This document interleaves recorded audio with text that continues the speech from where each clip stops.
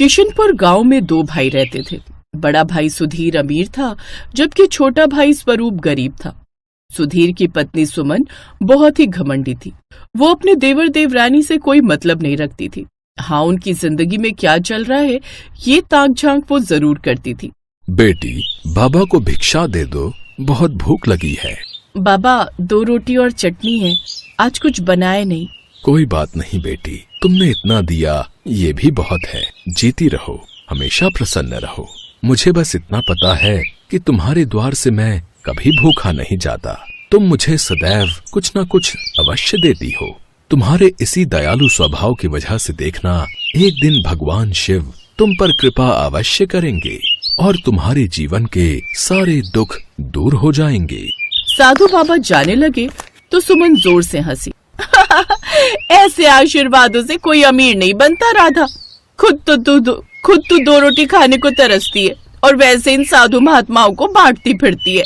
तभी आज तू गरीब है, क्योंकि तुम जैसे बेवकूफ लोग कभी अमीर बन ही नहीं सकते, जो मुफ्त का खाना बांटते फिरते हैं।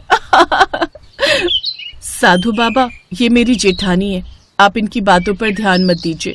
मुझे तो खुशी होती है आपको खाना खिलाने में। राधा बिटिया, अगले सप्ताह महाशिवरात्रि का पावन पर्व है। गांव के बाहर जो जंगल है वहाँ पर एक प्राचीन शिव मंदिर है। तुम इस शिवरात्रि वहाँ पर पूजा आराधना करना। भगवान शिव के आशीर्वाद से तुम्हारे सारे दुख इस शिवरात्रि के बाद दूर हो जाएंगे। तुम्हारी सारी निर्धनता दूर हो जाएगी। ठीक है बाबा, मैं जरूर जाऊंगी। आपका बहुत बहुत धन्यवाद बाबा। सुमन राधा और साधु बाबा की सारी बातें सुन रही थी। उसके मन में लालच आ गया कि आखिर उस मंदिर में ऐसा है क्या, उस जंगल वाले शिव मंदिर में ऐसा क्या छिपा है जो साधु बाबा कह रहे हैं कि राधा की सारी गरीबी दूर हो जाएगी। कहीं उस पुराने शिव मंदिर में कोई खजाना तो नहीं छिपा हुआ? लगता तो ऐसा ही है। राधा तो शिवरात्रि पर जाएगी, क्यों ना मैं उससे पहले ही जाकर खजाना ले आऊं। कल सुबह सबके जागने से पहले मैं चुपचाप जाकर मंदिर का खजाना ले आऊंगी। सुमन के मन में लालच था, उसके पास सब कुछ था। धन दौलत की कोई कमी नहीं थी, पर लालची इंसान के पास जितना हो उतना ही उसे कम लगता है।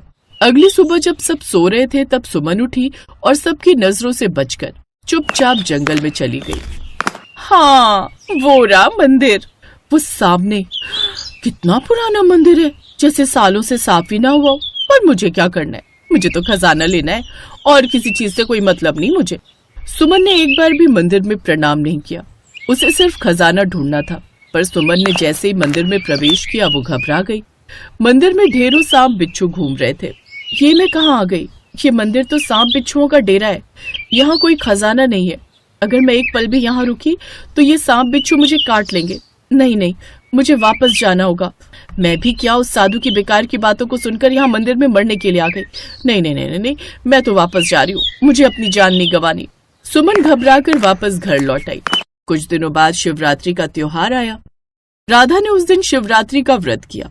सुबह नहा धोकर पूरे घर को साफ करके भगवान शिव की पूजा का स्थान बनाया। राधा को याद था कि साधु बाबा ने उसे आज के दिन जंगल में बने शिव मंदिर में जाने के लिए कहा था। राधा ने अपने हाथ में जल, फूल और बेलपत्र लिए और जंगल में बने शिव मंदिर में पूजा करने के लिए जाने लगी। राधा, मंदिर जा रही हो? वो साधु बाबा आए थे ना, उन्होंने कहा था कि जंगल में बने शिव मंदिर में आज के दिन पूजा करना तो हमारे सारे दुख दूर हो जाएंगे, इसलिए मैं वहीं जा रही हूँ। पर राधा, इतने घने जंगल में तुम अकेली जाओगी तो खतरा रहेगा। मैं तुम्हारे साथ चलता हूँ। आप चिंता मत करो, मैं ध्यान से जाऊंगी। पूजा में समय लग सकता है, फिर आपको भी तो काम पर जाना है। बच्चे भी अभी सो रहे हैं। आज दोनों के विद्यालय की शिवरात्रि की छुट्टी है। उठेंगे और हम दोनों में से घर पर कोई नहीं हुआ तो दोनों घबरा जाएंगे। आप इनके पास रुक जाओ, मैं जल्दी से मंदिर होकर आती हूँ। ठीक है, ध्यान से जाना और जल्दी लौटना। राधा मंदिर के लिए घर से निकली तो सुमन उसे जाते हुए देख रही थी। बेकार ही जल, फूल, बेलपत्र लेकर मंदिर जा रही है। वहाँ पर कुछ नहीं है सिवाय सांप बिच्छू के। मंदिर के बाहर से ही लौट आएगी। अरे तुम्हें कैसे पता? क्या तुम उस मंदिर में गई हो? नहीं, ऐसे ही मैं सोच रही हूँ कि जंगल में बने शिव मंदिर में सांप बिच्छू ही होंगे, क्योंकि उस शिव मंदिर में गांव से कोई भी नहीं जाता। पता नहीं कितना पुराना मंदिर है। राधा मंदिर में पहुंची। सांप बिच्छू राधा को कुछ भी नहीं कह रहे थे। राधा ने मंदिर की साफ सफाई करनी शुरू की। उसने पूरे मंदिर को अच्छे से झाड़ू लगाकर धोकर साफ किया। सांप बिच्छू वहीं खेल रहे थे।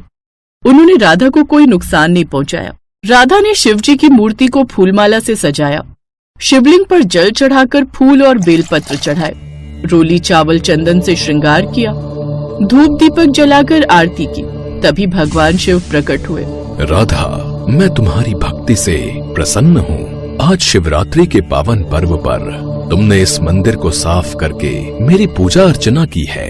मैं जानता हूँ तुम सदैव दीन दुखियों की सहायता करती हो, द्वार पर आए साधु संतों को भोजन खिलाती हो। मुझे ऐसे भक्त बहुत प्रिय हैं जो निस्वार्थ सेवा कार्य करते हैं। आज शिवरात्रि के अवसर पर मैं तुम्हें मनोवांछित फल देता हूँ। मांगो राधा, तुम्हें मुझसे क्या चाहिए? प्रभु, मुझे आज शिवरात्रि के पावन पर्व पर आपके दर्शन पाने का सौभाग्य प्राप्त हुआ। मेरा जीवन सफल हो गया भोलेनाथ। आज आपके दर्शन पाकर मैं धन्य हो गई। मैंने आपके दर्शन कर लिए, अब मुझे कुछ नहीं चाहिए। बस आप मेरे परिवार पर अपनी कृपा रखना, मैं यही आशीर्वाद चाहती हूँ। राधा, तुमने मेरी कृपा मांगी है, इसलिए मैं अपनी कृपा तुम्हें अवश्य दूंगा। ये लो मेरा जादुई शिवलिंग, इसे सदैव अपने पास रखना। मेरे आशीर्वाद के रूप में ये सदैव तुम्हारे साथ रहेगा। घर जाकर इस शिवलिंग पर दूध से अभिषेक करना। उसके पश्चात जादुई शिवलिंग के चमत्कार से तुम्हारे जीवन के सारे दुख दूर हो जाएंगे और तुम्हें सुख और वैभव की प्राप्ति होगी। भगवान शिव ने राधा को जादुई शिवलिंग दिया और अंतर्ध्यान हो गए। राधा शिवलिंग को लेकर घर आई और शिवलिंग को मंदिर में स्थापित कर दिया।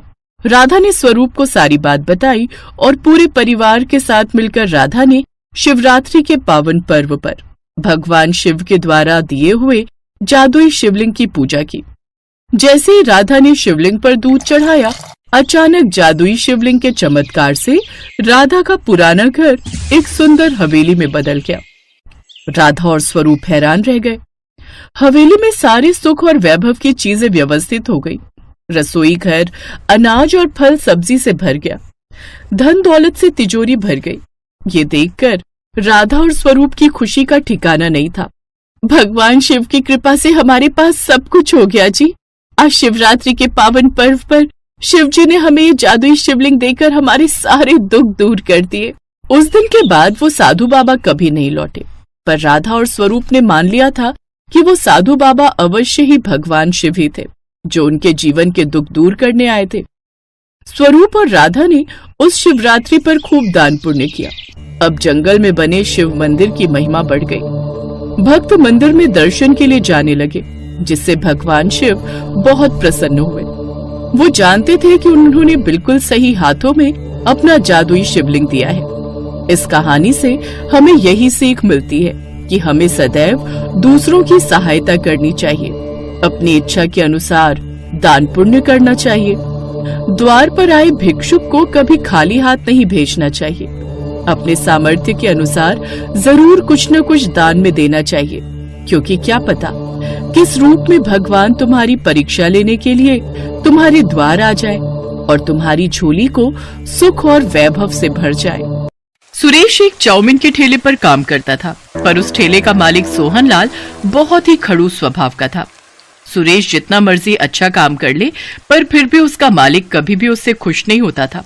सुरेश रोजाना सुबह 9 बजे काम पर निकल जाता था और रात को 11 बजे घर आता था। इतनी मेहनत करने के बाद भी उसका मालिक हमेशा उसे किसी न किसी बात के लिए सुनाता रहता था। क्या बात है सुरेश, इतनी देर से ग्राहक खड़े हैं और तेरे से अभी तक एक चाउमीन नहीं बनी? ऐसे काम नहीं होगा, तू तो मेरा नुकसान करवा देगा। मालिक, वो मैंने आपको कल कुछ सामान लिखवाया था, वो कम है, इसीलिए देर हो रही है। कहाँ रखा है सामान? आप दे दो, मैं जल्दी से बना दूंगा। तूने मुझे कब लिखवाया था सामान? मैंने तो कोई सामान नहीं लिखा। झूठ मत बोल, अगर तू लिखवाता तो मैं लेता हुआ आता। अरे भैया, क्या बात है, चाउमीन देनी है या हम जाएं?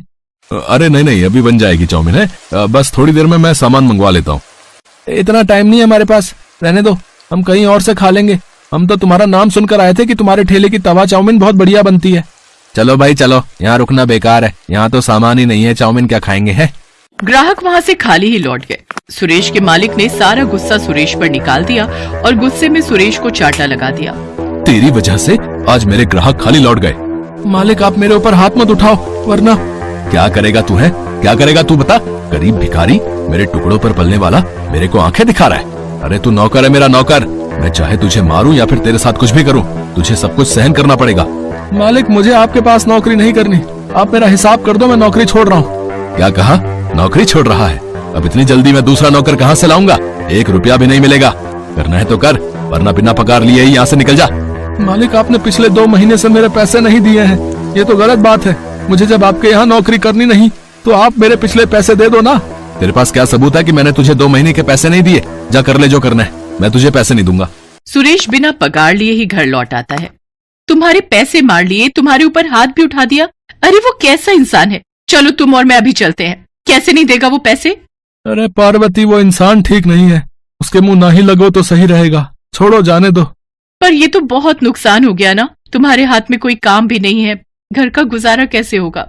पार्वती मेरे हाथों में हुनर है जिसकी वजह से मैं अपना खुद का काम शुरू कर सकता हूँ। बस मुझे थोड़े पैसों की जरूरत होगी और मैं थोड़े पैसे कमाकर फिर से ये काम शुरू कर दूंगा।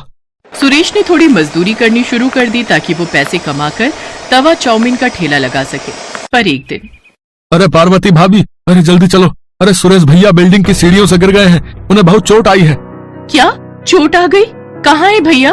बिल्डिंग के मालिक ने पड़ोस के अस्पताल में भेजा है। सुरेश भैया के सिर पर गहरी चोट आई है। पार्वती दौड़ती हुई अस्पताल जाती है। सुरेश इस दुर्घटना में अपनी आंखों की रोशनी खो देता है। एक के बाद एक परेशानियां सुरेश के परिवार को घेर लेती हैं। सोच रहा था थोड़े पैसे कमाकर तवा चाउमीन का ठेला लगा लूंगा, पर ये मुसीबत आ गई। अब तो मैं देख भी नहीं सकता, मोहताज हो गई है जिंदगी मेरी पार्वती। मैंने ऐसा कभी नहीं सोचा था। ऐसा न कहो, जिंदगी में अगर परेशानी आई है तो उनसे निकलने का हल भी हम मिलकर ढूंढेंगे।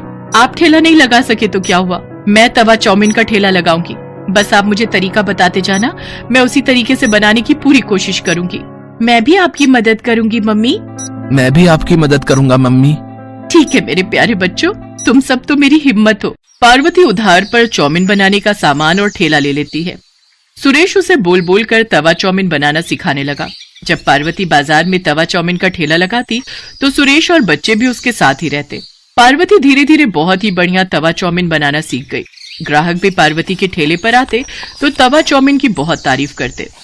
सुरेश भैया ये सब कब हुआ? आपको मैंने सोहनलाल के ठेले पर कई बार तवा चाउमीन बनाते हुए देखा है। आवाज तो जानी पहचानी लग रही है। पहले के ग्राहक मेरे बहुत अच्छे बातचीत वाले हो गए थे। क्या करूं भैया, मालिक ने अपने ठेले से निकाल दिया था। मजदूरी करके थोड़े पैसे कमाने थे तो यह हादसा हो गया। कुछ ग्राहक तो सुरेश को पहले से ही जानते थे। जब उन्होंने उसकी ये हालत देखी तो उन्हें भी बहुत दुख हुआ। धीरे धीरे पार्वती के तवा चाउमीन ठेले पर भीड़ लगने लगी। पर एक दिन सुरेश के मालिक सोहनलाल को जब ये बात पता चली कि उसके सारे ग्राहक सुरेश के ठेले पर तवा चाउमीन खाने के लिए जाते हैं तो वो जलन से भर गया और उसने कुछ गुंडों को सुरेश के ठेले पर धमकाने के लिए भेजा। चलो हटाओ रे, ये चाउमीन का ठेला हटाओ यहाँ से, यहाँ कोई ठेला नहीं लगेगा। कैसे नहीं लगेगा? हमने तुम्हारा क्या बिगाड़ा है जो तुम हमारा ठेला यहाँ से हटवाने लगे हो? तुम लोग ऐसे नहीं मानोगे हैं? चलो भाई तोड़ दो इसका ठेला। पार्वती ये लोग हैं कौन, जरा पूछो तो। ओए, हमें सोहनलाल जी ने भेजा है, समझा?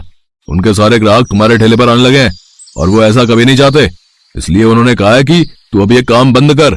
इस एरिया में बस उनका ही तवा चाउमीन का ठेला चलेगा, समझे? या कुछ और समझाए? हमें धमकी दे रहे हो?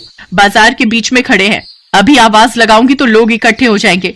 अरे भाइयों बहनों जरा हमारी मदद करो, देखो ये गुंडे हम गरीबों पर जुल्म कर रहे हैं।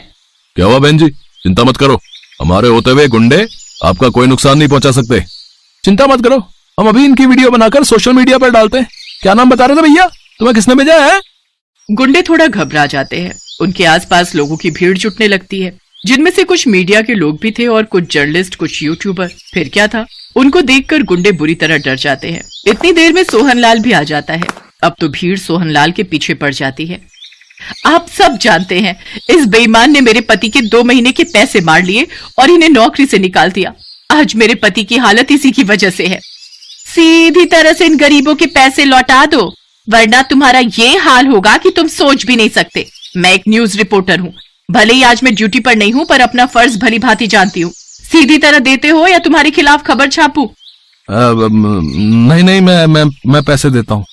सोहनलाल डर जाता है और वो पार्वती के हाथ में सुरेश के पैसे और बाकी सबके कहने पर उसका जो भी नुकसान हुआ उसमें पैसे बढ़ाकर देता है और उस दिन के बाद उन्हें तंग न करने का वादा करता है। काफी लोग सुरेश और पार्वती की मदद के लिए आते हैं और फिर सुरेश का इलाज भी करवाने के लिए बहुत से लोगों ने मदद की, जिससे सुरेश की आंखों का ऑपरेशन हो गया और उसकी आंखों की रोशनी फिर से लौट आई और सुरेश और पार्वती दोनों मिलकर अपने तवा चाउमीन के ठेले पर मेहनत करने लगे।